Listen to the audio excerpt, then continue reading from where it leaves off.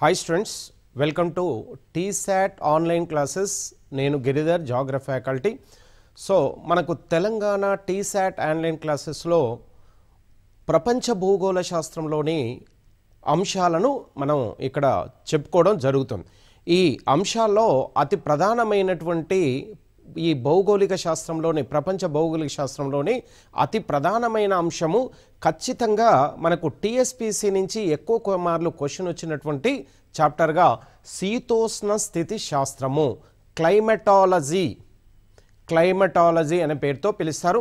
ఇందులో మనకు ప్రధానంగా వాతావరణంలోని పొరలు, అదేవిధంగా వాతావరణంలోని అంశాలు, ఆ తర్వాత వాతావరణంలోని అంశాల్లో ప్రధానంగా వాతావరణ పీడనాలు. ఈ మొదటి భాగంలో మనకి రెండు అంశాలు, వాతావరణంలోని పొరలు, అదేవిధంగా వాతావరణ పీడనం అనే అంశాన్ని మనం ఈ మొదటి అంశంలో చర్చించుకుందాం. రెండవ భాగంలో వాతావరణంలోని పవనాలు మరియు వర్షపాతంలోని రకాల అంశాన్ని రెండవ భాగంలో మనం చర్చించుకోవడం జరుగుతుంది. ఈ మొదటి భాగంలోని అంశంలో శీతోష్ణ స్థితి శాస్త్రంలో అతి ప్రధానమైనటువంటిది వాతావరణం అంటే భూ ఉపరితలంపై ఉన్నటువంటి వివిధ వాయువుల యొక్క సమ్మేళనము. అంటే భూ ఉపరితలంపై కొంత ఎత్తు వరకు దాదాపుగా 1600 కిలోమీటర్ల ఎత్తు వరకు ప్రధానంగా వాతావరణం విస్తరించబడి ఉంటుంది. ఈ వాతావరణంలో మనకు ప్రధానంగా వివిధ రకాలైనటువంటి వాయువుల యొక్క సమ్మేళనం ప్రధానంగా మనం చూడడం జరుగుతుంది. రైట్, ఇక చూడండి, ఇక్కడ వాతావరణం అనే ప్రధాన అంశాన్ని మనం ఇక్కడ చర్చించుకుంటాం. రైట్, ఇక చూడండి, ఇక్కడ భూమి చుట్టూ ఉన్న వాయు పొరనే వాతావరణం అంటారు. చూడండి, ఇక్కడ భూ ఉపరితలంపై కొంత ఎత్తు వరకు మనకు ప్రధానంగా కొంత మందం వరకు కూడా వివిధ రకాల వాయువులు ఏర్పడి ఉంటాయి. ఈ వాయువులన్నీ కూడా భూమి చుట్టూ కొంత ఎత్తు వరకు ప్రధానంగా ఈ వాయువులు విస్తరించబడి ఉంటాయి. చూడండి, ఇక్కడ ఇది భూమి ఉపరితలం నుంచి కొంత ఎత్తు వరకు భూమి చుట్టూ వివిధ వాయువుల యొక్క సమ్మేళనం ఉంటుంది. ఈ వాయువుల సమ్మేళన పొరనే వాతావరణంగా పిలుస్తూ ఉంటారు. ఈ వాతావరణంలోని 90% ద్రవ్యరాశి 32 కిలోమీటర్ల దిగువ భాగంలోనే విస్తరించబడి ఉంటుంది. చూడండి, ఇక్కడ భూ ఉపరితలం నుంచి కొంత ఎత్తు వరకు 1600 కిలోమీటర్ల ఎత్తు వరకు అత్యంత ప్రధానమైన వాతావరణం ఉంటుంది.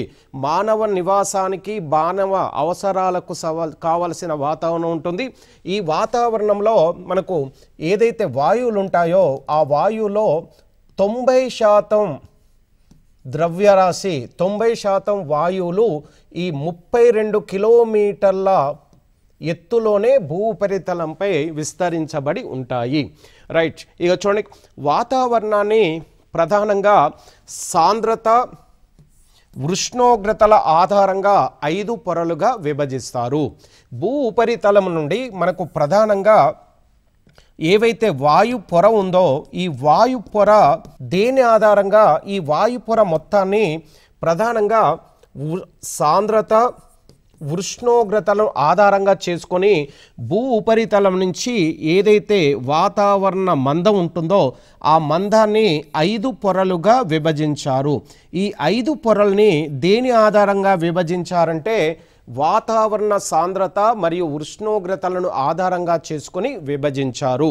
చూడండి, ఇక్కడ వాతావరణం అనగా వివిధ వాయువుల యొక్క సమ్మేళనము. భూమి ఉపరితలం నుంచి కొంత ఎత్తు వరకు అంటే దాదాపుగా సరాసరి 1600 కిలోమీటర్ల మందంలో వివిధ వాయువుల సమ్మేళనం ఉంటుంది. దాన్నే వాతావరణ పొర అన్నారు. ఈ వాయువులో మనకు ప్రధానంగా ఏమేమి ఉంటాయనే విషయం తీసుకుంటే నైట్రోజన్ 78%గా ఉంటుంది. ఆక్సిజన్ సరాసరి 21%గా ఉంటుంది. అంటే ఈ రెండు వాయువులే వాతావరణంలో 99% ఆక్రమించాయి. మిగిలిన 1% యొక్క వాతావరణం ఏమేమి ఉంటాయనే విషయాన్ని తీసుకుంటే argon, neon, carbon dioxide, krypton, xenon, అదేవిధంగా hydrogen, helium, ammonium, and also ammonium వంటి వివిధ వాయువుల యొక్క సమ్మేళనమే వాతావరణ పొర అంటారు. Okay right. ఇక చూడండి ఇక్కడ ఈ ఉష్ణోగ్రత సాంద్రతలను ఆధారంగా చేసుకొని భూ ఉపరితలంపై ఉన్న వాతావరణాన్ని 5 పొరలుగా విభజించడం జరిగింది. అందులో భూమికి అతి దగ్గరగా ఉన్న పొర ట్రోపో ఆవరణం. ఇది మిశ్రమ ఆవరణం అనే పేరుతో పిలుస్తారు. అంటే ఇక్కడ దాదాపు అన్ని రకాలైనటువంటి వాయువులు అత్యంత ఎక్కువ సాంద్రతతో అధిక ఉష్ణోగ్రతతో ఇవి ఏర్పడి ఉంటాయి. భూమికి అతి దగ్గరగా ఉంటాయి. భూమి యొక్క గురుత్వాకర్షణ శక్తి ద్వారా అత్యధిక వాయువులు అత్యంత ఎక్కువ సాంద్రతతో భూమికి దగ్గరగా రావడం జరుగుతుంది.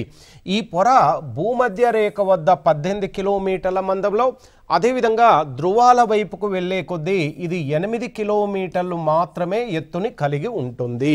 చూడండి ఇక్కడ ఇది భూ ఉపరితలం అనుకుంటే, భూ ఉపరితలంలో ఇది ట్రోపో ఆవరణం, ఇది స్ట్రాటో ఆవరణం, మేసో ఆవరణం, ఐనో ఆవరణం, ఎక్సో ఆవరణం అనే 5 పొరలు ఉన్నాయి. చూడండి ఇక్కడ ట్రోపో, స్ట్రాటో, ఇది మేసో, ఇది ఐనో, ఇది ఎక్సో. ఇవి 5 పొరలు. ఈ 5 పొరల్లో భూమికి దగ్గరగా ఉన్న పొర ట్రోపో ఆవరణం. ఈ ట్రోపో ఆవరణం యొక్క మందం మనకు భూ కేంద్రం వద్ద ధృవాల వద్ద దీని యొక్క ఎత్తు 8 కిలోమీటర్లు ఉంటే, అదేవిధంగా భూమధ్య రేఖ, ఇది భూమికి సరిగ్గా మధ్యలో భూమధ్య రేఖ, ఈ భూమధ్య రేఖ వద్ద దీని మందం 18 కిలోమీటర్లుగా ఉంటుంది. ఓకే, అంటే భూమధ్య రేఖ వద్ద అధిక ఉష్ణోగ్రత వలన సంవహన ప్రక్రియ చేత ఉష్ణోగ్రత అధికంగా ఉన్నప్పుడు వాయువులు అత్యంత ఎత్తు వరకు విస్తరించబడి ఎక్కువ ఎత్తులోకి వాయువుల విస్తరణ అనేది కొనసాగుతూ ఉంటుంది. దీని సగటు ఇది 8 కిలోమీటర్లు 18, సగటు తీసుకుంటే 26, 26 2 13, అంటే సరాసరి ట్రోపో ఆవరణం యొక్క మందం 13 కిలోమీటర్లుగా ప్రధానంగా ఉంటుంది. భూమధ్య రేఖ వద్ద అధిక ఎత్తు అంటే 18 కిలోమీటర్ల ఎత్తు ఉంటుంది. అదేవిధంగా ధృవాల వద్ద 8 కిలోమీటర్ల మందం మాత్రమే ఉంటుంది. అలా అధిక ఉష్ణోగ్రత మనకు భూమధ్య రేఖ వద్ద ఉండడం వలన అది ఎక్కువగా 18 కిలోమీటర్ల వరకు ఈ వాయువులు ఉపరితలం నుంచి ఎక్కువ ఎత్తుకు ప్రవహిస్తూ ఉంటాయి, అంటే ఎక్కువ ఎత్తుకు వెళ్తూ ఉంటాయి. దాన్ని అలా ఉష్ణోగ్రత అధికంగా ఉండడం వల్ల గాలులు ఎత్తుకి వెళ్ళడానికి గల కారణాలు తీసుకుంటే ఇక్కడ ఉష్ణ సంవహన ప్రవాహాలు, అధిక ఉష్ణోగ్రత వలన అక్కడ ఉన్న వాయువులు యొక్క ప్రవాహము ఎక్స్పాన్షన్ అనేది ఊర్ధ్వముఖంగా ఉంటుంది. ఈ ఆవరణాన్ని ఘర్షణ పొర అంటారు. ఎందుకంటే ఇక్కడ ఎక్కువగా వాయువులు దట్టంగా అధిక ఉష్ణోగ్రత అధిక సాంద్రత ఉండడం వలన వాయువుల మధ్య ఒక ఘర్షణ జరుగుతుంది, కాబట్టి దీన్ని ఘర్షణ పొర అనే పేరుతో కూడా పిలుస్తారు. ఈ ఆవరణంలో సాధారణ క్షీణత క్రమం సంభవిస్తుంది. చూడండి ఇక్కడ సాధారణ క్షీణత క్రమం అంటే భూ ఉపరితలం నుంచి పైకి వెళ్ళే కొద్దీ 1 కిలోమీటర్ పైకి వెళ్ళే కొద్దీ ఉష్ణోగ్రత తగ్గుతుంది. 1 కిలోమీటర్ పైకి వెళ్తే మనకు ప్రధానంగా 6.5 డిగ్రీల ఉష్ణోగ్రత తగ్గుతుంది. దీన్ని ప్రధానంగా సాధారణ క్షీణత క్రమం అనే పేరుతో పిలుస్తారు. అదేవిధంగా పైకి వెళ్ళే కొద్దీ ఉష్ణోగ్రత పెరిగితే దాన్ని అసాధారణ క్షీణత క్రమం అనే పేరుతో పిలుస్తూ ఉంటారు. ఈ ట్రోపోఫాస్ ఆవరణం వద్ద భూమధ్య రేఖ వద్ద -80 డిగ్రీలు ఉంటే ధృవాల వద్ద -45 డిగ్రీల ఉష్ణోగ్రత ఉంటుంది. ఇక్కడ చూడండి, ఇక్కడ ఇది మనకు ప్రధానంగా మొదటి పొర, రెండవ పొర. ఇది ఏమంటారంటే ట్రోపో ఆవరణం. ట్రోపో ఆవరణం, ఇది స్ట్రాటో ఆవరణం. ఈ స్ట్రాటో ఆవరణం అదే ట్రోపో ఆవరణం మధ్యలో ఉన్న ఈ పొరని ట్రోపోపాస్ అనే పేరుతో పిలుస్తూ ఉంటారు. చూడండి ఇక్కడ ట్రోపోపాస్, ఈ రెండు స్ట్రాటో ట్రోపో ఆవరణాల మధ్య ఉన్న ఈ మందమైనటువంటి పొరని ట్రోపోపాస్ ఆవరణం అనే పేరుతో పిలుస్తారు.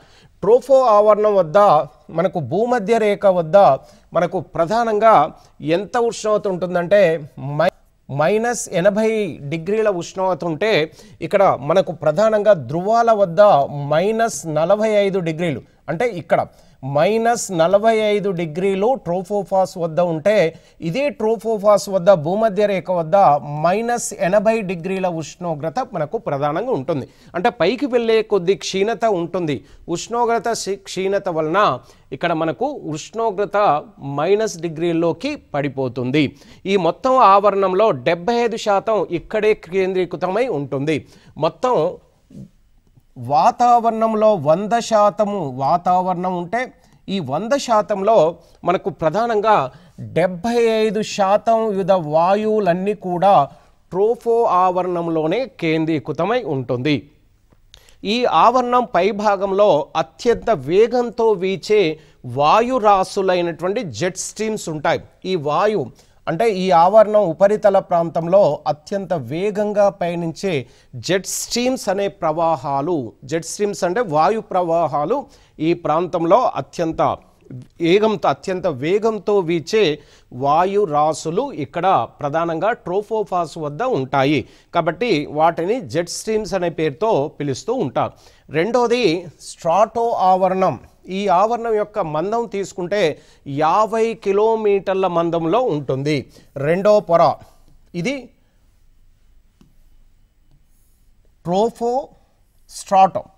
ఇక చూడండి, ఇక్కడ దీని యొక్క ప్రధానంగా సరాసరి 13 కిలోమీటర్ల మందంలో ట్రోపో ఉంటే, అదేవిధంగా స్ట్రాటో ఆవరణం యొక్క మందం 50 కిలోమీటర్ల మందంలో మనకు ప్రధానంగా కనబడుతూ ఉంటుంది. ఇక చూడండి, 50 కిలోమీటర్ల ఎత్తు వరకు అంటే ట్రోపోపాస్ నుంచి దీని యొక్క మందం 50 కిలోమీటర్లుగా ప్రధానంగా మనకు ఉంటుంది. ఈ మేఘాల ప్రవాహం లేకపోవడం వలన ఇక్కడ జెట్ విమానాలు మనకు అత్యంత ప్రశాంతంగా ఎలాంటి నిరోధకాలు లేకుండా ఇక్కడ జెట్ విమానాలు ఎగురుతాయి. ఈ ప్రాంతంలో అంటే స్ట్రాటో ఆవరణంలో వాయువుల యొక్క సాంద్రత తక్కువగా ఉండడం వలన ఇక్కడ మేఘాలు ఏర్పడే అవకాశం లేదు. కాబట్టి ఈ ప్రాంతం స్ట్రాటో ఆవరణం గుండా మనకు ప్రధానంగా జెట్ విమానాలు అత్యంత ప్రశాంతమైన వాతావరణంలో ఈ ప్రాంతంలో ఎగురుతూ ఉంటాయి. ఓకే, ఈ ఆవరణంలో సాధారణ క్షీణత క్రమం జరగదు. అంటే పైకి వెళ్ళే కొద్దీ ఉష్ణోగ్రత తగ్గకుండా ఇక్కడ పైకి వెళ్ళే కొద్దీ ఉష్ణోగ్రత కొన్ని ప్రాంతాల్లో కొంత ఎత్తు వరకు పెరుగుతూ ఉంటుంది.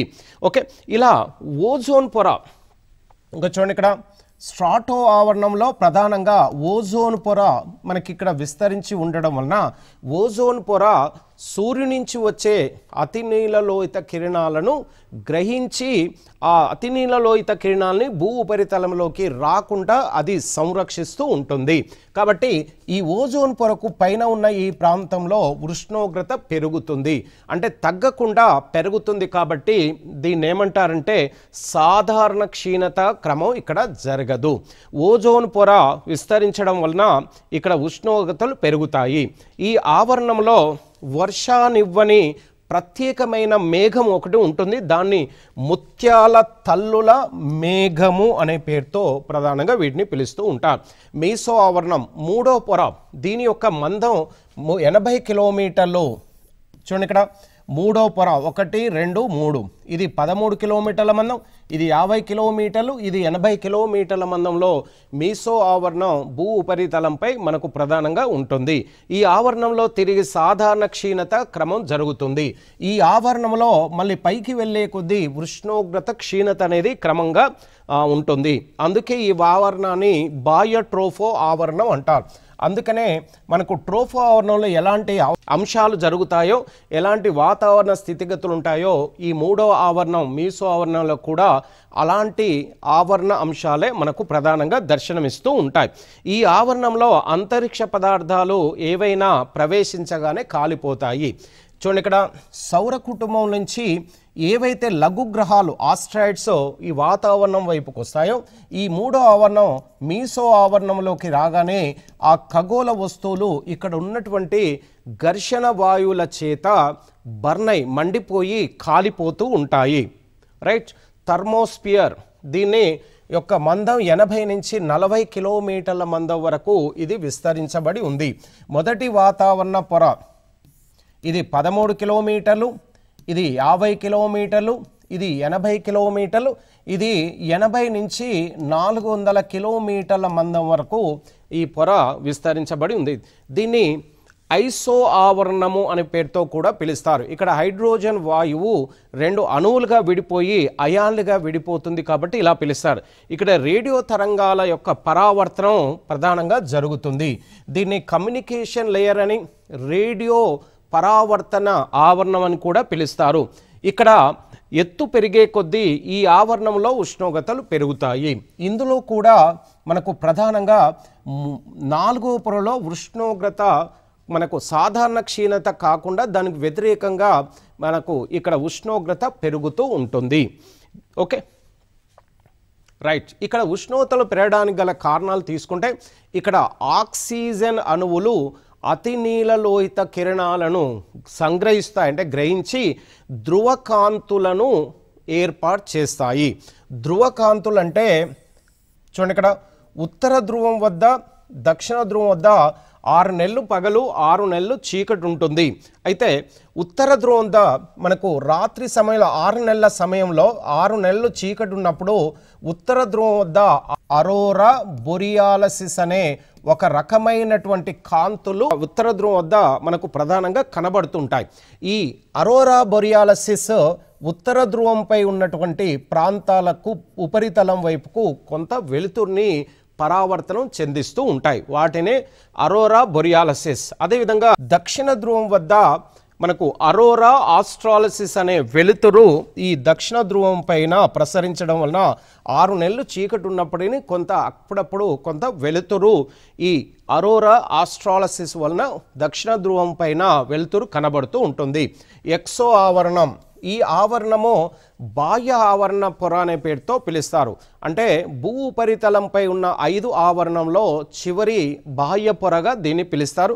దీనికి 400 కిలోమీటర్ల పైన మందం ఆవరించబడి ఉంటుంది. దాదాపుగా భూ ఉపరితలం నుంచి 1600 కిలోమీటర్ల మందంలో సరాసరి కొంత 2000 వరకు ఉండొచ్చు. దాదాపుగా 1600 కిలోమీటర్లు కొన్ని బుక్స్లో ఎన్సీఆర్టీ ప్రకారంగా 1600 కిలోమీటర్ల మందంలో ఉంటున్నట్టుగా ఈ వాతావరణం ఉంటుంది. అయితే 400 కిలోమీటర్ల పైన అంటే ప్రధానంగా థర్మో ఆవరణం యొక్క మందం 400 కిలోమీటర్లు. దానిపైన మనకు మిగిలిన ఆవరణ పొరనే ఎక్సో ఆవరణం అంటారు. మొత్తం ఆవరణాన్ని ఎక్సో ఆవరణం అంటారు. ఇక్కడ ఉష్ణోగ్రతలు పెరుగుతాయి. ఇక్కడ కూడా మనకు ప్రధానంగా ఉష్ణోగ్రత క్షీణత కంటే దానికి వ్యతిరేకంగా ఇక్కడ ఉష్ణోగ్రతలు పెరుగుతాయి. ఇది అతి తక్కువ సమాచారం తెలిసిన పొరగా పిలుస్తూ ఉన్నారు. అంటే భూ ఉపరితలంపై 5 పొరల్లో తక్కువ సమాచారం ఈ పొరకి గురించే తెలుస్తుంది. రైట్. వాతావరణ అంశాలు. వాతావరణంలో మనకు ప్రధానంగా కొన్ని అంశాల యొక్క సమూహమే వాతావరణం అనే పేరుతో పిలుస్తారు. ఇందులో ఏ అంశాలు ఉంటాయంటే ఉష్ణోగ్రత, పీడనము, పవనాలు, వాతావరణం వంటి అంశాలకు సంబంధించినవి వాతావరణంలో ఉంటాయి. ప్రధానంగా వాతావరణంలో ఏ అంశాలు ప్రధానంగా చర్చించుకోవడం జరుగుతుందంటే temperature, pressure and winds, precipitation అనే ఈ 4 రకాల అంశాలు ప్రధానమైనగా మనకు తెలుస్తుంది. ఓకే. అందులో మనకు వాతావరణ పీడనము చూడండి, ఇక్కడ వాతావరణ పీడనం గురించి మనం ఇప్పుడు ప్రధానంగా చర్చుకుందాం. వాతావరణంలో అత్యంత ప్రధానమైన అంశం ఏంటంటే పీడనం. ఈ పీడన ప్రభావితం చేతనే భూ ఉపరితలంలో చాలా వరకు వాతావరణంలో మార్పులు సంభవిస్తూ ఉంటాయి. ఈ పీడన ప్రభావితం చేతనే వర్షాలు, మేఘాలు ఏర్పడడం, పవనాల దిశలు, ఇలాంటి అంశాలన్నీ కూడా సంభవిస్తూ ఉంటాయి. రైట్. ఇక పవనం అనేది పీడనం, ప్రెజర్ అంటే ఏంటంటే గాలికి గల ఒత్తిడి శక్తినే పీడనము అంటారు. మనకు చూడండి, ఇక్కడ ప్రధానంగా వాతావరణంలో వివిధ వాయువులు ఉంటాయి. Nitrogen, oxygen, carbon dioxide, organ, neon అనే వాయువులు ఉంటాయి. ఈ వాయువులు ఉష్ణోగ్రతని సూర్యుడి నుంచి ఉష్ణోగ్రత గ్రహించినప్పుడు ఆ వర్షపాతం సంభవిస్తుంది. అలా వర్షం సంభవించినప్పుడు ఈ వాయువులు వాతావరణంలోని ఈ వర్షంలోని వర్షపు నీటిని ఎక్కువగా గ్రహిస్తాయి. అలా వాయువులు గ్రహించినప్పుడు ఆ వాయువుల యొక్క బరువు పెరుగుతుంది. ఆ వాయువులు ఆ బరువుని భూ ఉపరితలం వైపుకు ఆ ప్రెజర్ చేస్తూ ఉంటాయి. అంటే బరువు భూమి వైపుకు ఆకర్షించబడతాయి వాయువులు. అలా ఆకర్షించబడే శక్తినే ప్రధానంగా పీడనంగా పిలుస్తుంటారు. సాధారణ వాతావరణ పీడనము అంటే భూ ఉపరితలం పైన మనకు సాధారణంగా ఒక సరాసరి యావరేజ్ ప్రెజర్ ఒకటి ఉంటుంది. ఆ పీడనము 1013.25 మిల్లీ బార్లుగా పిలుస్తూ ఉంటారు.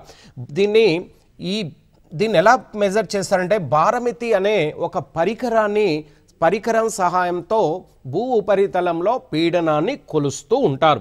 ఈ పీడన ప్రభావితం చేత మనకు ప్రధానంగా ఏ అంశాలు ఉంటాయి పీడనాన్ని ప్రభావితం చేసేందుకు that pressure is affected by this factors. So పీడనాన్ని ప్రభావితం చేసే అంశాల్లో ప్రధానమైన ఉష్ణోగ్రత, ఎత్తు మరియు నీటి ఆవిరి. ఈ 3 అంశాలు మనకు ప్రధానంగా పీడనంతో విలోమాను సంబంధం ఉంటుంది. ఇక చూడండి, ఇక్కడ పీడనము విలోమాను సంబంధం అంటే 1 ఉష్ణోగ్రత టెంపరేచర్. ప్రెజర్ పెరిగితే టెంపరేచర్ తగ్గుతుంది, టెంపరేచర్ తగ్గితే ప్రెజర్ తగ్గుతుంది, అంటే టెంపరేచర్ పెరిగితే ప్రెజర్ తగ్గుతుంది. అదేవిధంగా మనకు ఎత్తు హైట్, ప్రెజర్ పెరిగితే హైట్ తగ్గుతుంది, హైట్ పెరిగితే ప్రెజర్ తగ్గుతుంది. అంటే నీటి ఆవిరి కూడా మనకు విలోమాను సంబంధంలోనే ఉంటుంది. ఒకటి పెరిగితే మరొకటి తగ్గుతుంది, ఒకటి పెరిగితే మరొకటి తగ్గుతుంది. ఈ 3 అంశాలని విలోమాను సంబంధాన్ని, ఈ 3 అంశాలు ఉష్ణోగ్రత, ఎత్తు, నీటి ఆవిరి 3 అంశాలు కూడా మనకు పీడనంతో విలోమాను సంబంధాన్ని కలిగి ఉంటుంది. రైట్. ఇక చూడండి, సమానమైన పీడనం గల ప్రదేశాలను కలుపుతూ గీయబడ్డటువంటి ఊహారేఖలే సమభార రేఖలు అంటారు. ఏదైనా ఒక ప్రాంతంలో సమానమైన పీడనం కలిగిన ప్రాంతాలు అంటే ఇక్కడ ఒక 2 బెల్ట్ ఉన్నాయనుకోండి, ఈ 2 ప్రాంతాల్లో సమానమైన పీడనం ఉన్నాయనుకోండి, ఇది సమాన పీడన మేకలు అనే పేరుతో పిలుస్తారు. మరొక ప్రాంతంలో మనకు సమానమైన పీడనం కలిగిన మరొక బెల్ట్, ఇలా ఈ అంశాలు సమానమైన పీడనం గల కలుపుతూ గీయబడ్డటువంటి అంశాలు మనకి ఇక్కడ ఉంటాయి. వాటినే ఆ ఊహారేఖలు అంటారు. ఆ ఊహారేఖల్ని సమభార రేఖలు అంటారు. 2 అధిక పీడనాల మధ్య లేదా 2 అధిక పీడనాల మధ్య గల ప్రదేశాన్నే కాల్ అనే పేరుతో పిలుస్తూ ఉంటారు. ప్రపంచ పీడన మండలాలు చూడండి, ఇక్కడ వరల్డ్ ప్రెజర్ జోన్స్ అనే పేరుతో పిలుస్తారు. మనకు ప్రధానంగా భూ ఉపరితలంలో 7 పీడన మండలాలు ఉన్నాయి. ఒక పీడన మండలం భూమధ్య రేఖకు దగ్గరలో, మరొక పీడన మండలం ఇక్కడ ఉంటాయి. అదేవిధంగా ఇక్కడ ఒక పీడన మండలం, ఇక్కడ కింది భాగంలో కూడా పీడన మండలం ఉంటాయి. రైట్. చూడండి, ఇక్కడ 1 2 3 4 ఇక్కడ ఒక పీడన మండలం. అదేవిధంగా ఉత్తర ధ్రువం వద్ద, దక్షిణ ధ్రువం వద్ద మొత్తం 7 పీడన మండలాలు భూ ఉపరితలంపై మనకు ప్రధానంగా కనబడతాయి. ఈ పీడన మండలాల్ని తన చుట్టూ తాను తిరిగే క్రమంలో, పశ్చిమ నుంచి తూర్పుకు తిరిగే క్రమంలో ఈ పీడనాలు అంటే ప్రెజర్ అంటే వాతావరణంలో ఉన్నటువంటి వివిధ వాయువుల ప్రభావితం చేత ఈ పీడనాలు ప్రధానంగా ఏర్పడుతూ ఉంటాయి. ఈ పీడనాలు ఏర్పడడానికి భూమి తన చుట్టూ తాను తిరిగే క్రమంలో కొన్ని అంశాలు కూడా పీడన మండలాలు ఏర్పడేందుకు ప్రధాన కారణాలు అవుతాయి. మొత్తం భూ ఉపరితలం మీద ఉన్నటువంటి 7 పీడన మండలాలు ఉండగా అందులో 4 అధిక పీడన మండలాలు, మిగిలినవి 3 అల్ప పీడన మండలాలు భూ ఉపరితలంలో ఏర్పడి ఉంటాయి. అధిక పీడన మండలాలు అంటే ఇక్కడ ప్రధానంగా తక్కువ వర్షపాతం ఉంటుంది. అల్పపీడన ప్రాంతంలో అధిక వర్షపాతానికి కారణాలుగా మనకు కనబడుతూ ఉంటాయి.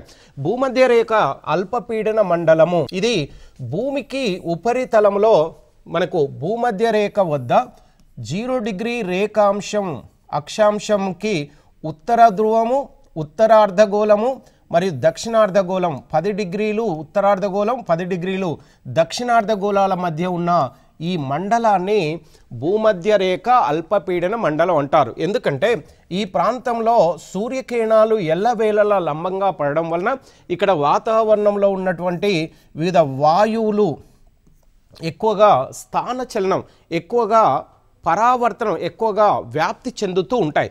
ఆ చెల్లే క్రమంలో ఇక్కడ ఉపరితల ప్రాంతంలో ITCZ అనే అల్పపీడన ప్రాంతం ఇక్కడ ఏర్పడుతుంది. ఓకే, మనకు ప్రధానంగా ఈ ప్రాంతాన్ని భూమధ్య రేఖ ప్రాంత ప్రశాంత మండలం అంటారు. ఎందుకంటే ఈ అల్పపీడన మండల ప్రాంతంలో అధిక ఉష్ణోగ్రత ప్రభావితం చేత ఇక్కడ వాతావరణంలోకి ఆర్ద్రత పెరుగుతుంది. అల్పపీడనం ఏర్పడ్డప్పుడు సముద్ర ఉపరితలం నుంచి మనకు కొంత నీరు ఆవిరి రూపంలో ఊర్ధ్వముఖంగా వాతావరణంలోకి ప్రవేశించి ప్రశాంత మండలంగా ఏర్పడుతూ ఉంటుంది. ఈ ప్రశాంత మండలాన్ని అంతర ఆయన రేఖ అభిసరణ ప్రాంతము అంటారు. ITCZ inter tropical converging zone అనే పేరుతో పిలుస్తారు. అంటే అంతర ఆయనరేఖ అభిసరణ ప్రాంతం అంటే అల్పపీడన ప్రాంతము. ఇది ఎన్ని అక్షాంశాల నుంచి ఎన్ని అక్షాంశాల మధ్య ఉంటుందంటే ఉత్తరార్ధగోళంలో 10 డిగ్రీల అక్షాంశము, దక్షిణార్ధగోళంలో 10 డిగ్రీల అక్షాంశాల మధ్య ఉన్న ఈ ప్రాంతాన్ని ప్రశాంత మండలం అని, అల్పపీడన ప్రాంతం అని ITCZ అనే పేరుతో దీన్ని పిలుస్తూ ఉంటారు. 2 రకాల వ్యాపార పవనాలు కలుసుకునేది ఇదే. ఇక్కడ చూడండి, ఇక్కడ ఈశాన్య వ్యాపార పవనాలు, ఇక్కడ ఆగ్నేయ వ్యాపార పవనాలు. ఈ 2 రకాల వ్యాపార పవనాలు ఉత్తరార్ధగోళం నుంచి దక్షిణార్ధగోళం నుంచి వచ్చి ITCZ వద్దనే ఇవి కలుసుకుంటాయి. 2 వ్యాపార పవనాలు కలుసుకునే ప్రాంతం ఇది. ఈ ప్రపంచంలో అత్యధిక సగటు వర్షపాతం కూడా మనకి ఇక్కడ నమోదవుతుంది. ఇక్కడ అధిక ఉష్ణోగ్రత వలన మనకు ప్రధానంగా ఈ అల్పపీడన మండలం ఏర్పడడం వలన ఇక్కడ సముద్రం నుంచి నీరు ఆవిరై అధిక వర్షపాతాన్ని ఇస్తాయి. రైట్. ఉప ఆయనరేఖ అధిక పీడన మండలం ఇది తక్కువ వర్షపాతం సంభవించే ప్రాంతము. ఇది మనకు ప్రధానంగా భూ ఉపరితలంలో 23 డిగ్రీల నుంచి 35 డిగ్రీల ఉత్తరార్ధగోళంలో, అదేవిధంగా 23 డిగ్రీలు 35 డిగ్రీల మధ్య దక్షిణార్ధగోళాల మధ్య ఇక్కడ 2 అల్పపీడన మండలాలు ఏర్పడి ఉన్నాయి. వీటిని ఉప ఆయనరేఖ అధిక పీడన మండలాలు ఇక్కడ మనకు ప్రధానంగా ఉత్తర దక్షిణార్ధగోళంలో 2 ఏర్పడి ఉన్నాయి. భూమధ్య రేఖ వద్ద పైకి లేచిన గాలులు 2 శాఖలుగా విడిపోయి ఈ మండలం వద్ద చల్లబడి సాంద్రత పెరిగి అధిక పీడనం ఏర్పడతాయి. చూడండి, ఇక్కడ భూమధ్య రేఖ ప్రాంతం అని ఇంతకుముందు చెప్పాం.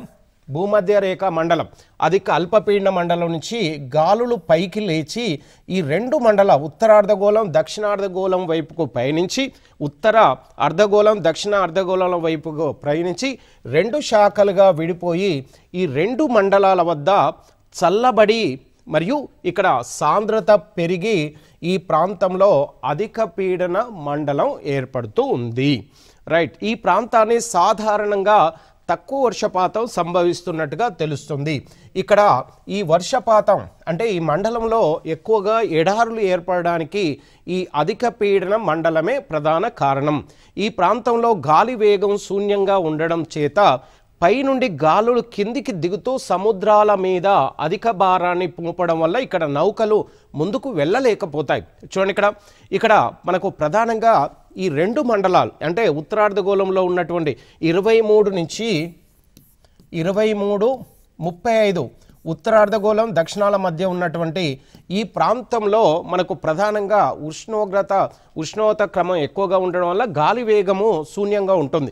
ఈ వేగం తక్కువగా ఉండడం వల్ల గాలులు కిందికి దిగుతూ సముద్రం మీద అధిక భారాన్ని మోపుతాయి. ఆ మోపడం వల్ల ఇక్కడ నౌకలు ముందుకు వెళ్ళలేకపోవడం వలన మనకు ఈ ప్రాంతాన్ని యూరోపియన్లు ఏమన్నారంటే అశ్వ అక్షాంశాలుగా ఉత్తరార్ధగోళంలో 23 నుంచి 35 35 మధ్య వీటిని ఈ అక్షాంశాలని అశ్వాక్షాంశాలుగా పిలుస్తూ ఉన్నారు. రైట్. ఉపధ్రువ అల్పపీడన మండలం ఇది ఉత్తరార్ధగోళంలో 45 డిగ్రీల నుంచి ఇక 65 డిగ్రీల మధ్య ఉత్తర దక్షిణార్ధగోళాల మధ్య ఇది ప్రధానంగా ఏర్పడి ఉండదు. భూభ్రమణం వల్ల ఏర్పడే అపకేంద్ర గాలుల వలన మనకు ఈ అపకేంద్ర బలాలు ఈ గాలులను విసిరివేయడం చేత ఏర్పడిన అల్పపీడన మండలంగా దీన్ని పిలుస్తూ ఉంటారు. ఇక్కడ గాలులు భూభ్రమణం వలన గాలులు ఈ ప్రాంతంలోకి విసిరివేయబడతాయి. అలా విసిరివేయబడడం వల్ల మనకు విసిరివేయడం చేత ఏర్పడిన అల్పపీడన ప్రాంతంగా దీన్ని పిలుస్తూ ఉన్నారు.